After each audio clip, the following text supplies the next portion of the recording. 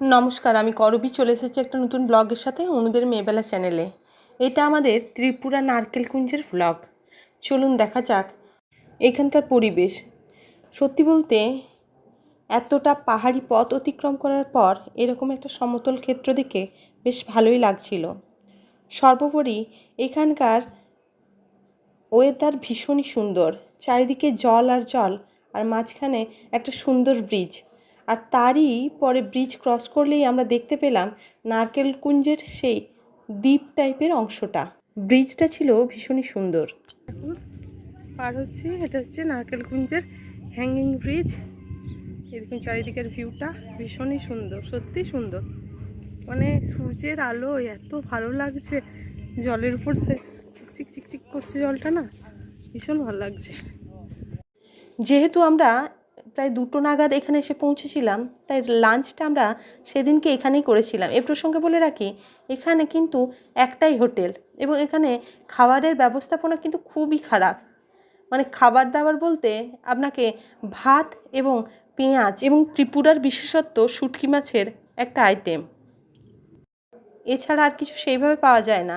অন্যান্য খাবার অর্ডার করলে মাছ এবং মাংস, কিন্তু সেক্ষেত্রেও এক প্লেট দাম 100 টাকা এবং তার পরিমাণও কিন্তু খুবই কম।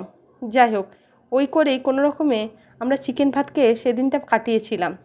এরপর চলুন, খাওয়া দাওয়া করার পর আমরা যখন নারকেলকুঞ্জের দিকে অগ্রসর হলাম, তখন আমার ছোটো মেয়ে ত্রিপুরার এই বিশেষ হ্যাঙ্গিং ব্রিজের উপর দাঁড়িয়ে বেশ কিছু শ্যুট করে নিয়েছিল। চলুন দেখা যাক তারই কিছু অংশ। যাই হোক, এই প্রসঙ্গে বলি, এটা ছিল একটা বড় নদীর তীরবর্তী অংশ, যার মাঝখানে একটা সুন্দর হ্যাঙ্গিং ব্রিজ এবং এক সাইডে বেশ কিছু নৌকা দাঁড় করানো ছিল। আর তারপরেই আমরা দেখতে পেলাম একটা বেশ বড় দ্বীপ টাইপের, যেখানে প্রচুর নারকেল গাছ দিয়ে ঘেরা। এ প্রসঙ্গে বলে রাখি, এখানকার টিকিট মূল্য 70 টাকা। কিন্তু এই নারকেলকুঞ্জে একটা ছোট্ট পার্ক টাইপ, আর যেখান থেকে বোটিংয়ের ব্যবস্থা রয়েছে।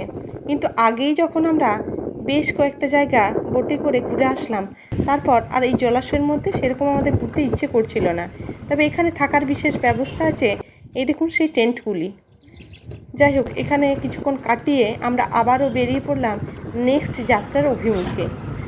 আজকের ব্লগে পর্যন্তই, দেখা হচ্ছে নেক্সট ব্লগে। ততক্ষণের জন্য ভালো থাকবেন, সুস্থ থাকবেন। আর আমাদের ব্লগ যদি আপনাদের ভালো লেগে থাকে, তাহলে অবশ্যই লাইক, সাবস্ক্রাইব এবং কমেন্ট করে চ্যানেলটির পাশে থাকার বিশেষ অনুরোধ রইল। ধন্যবাদ।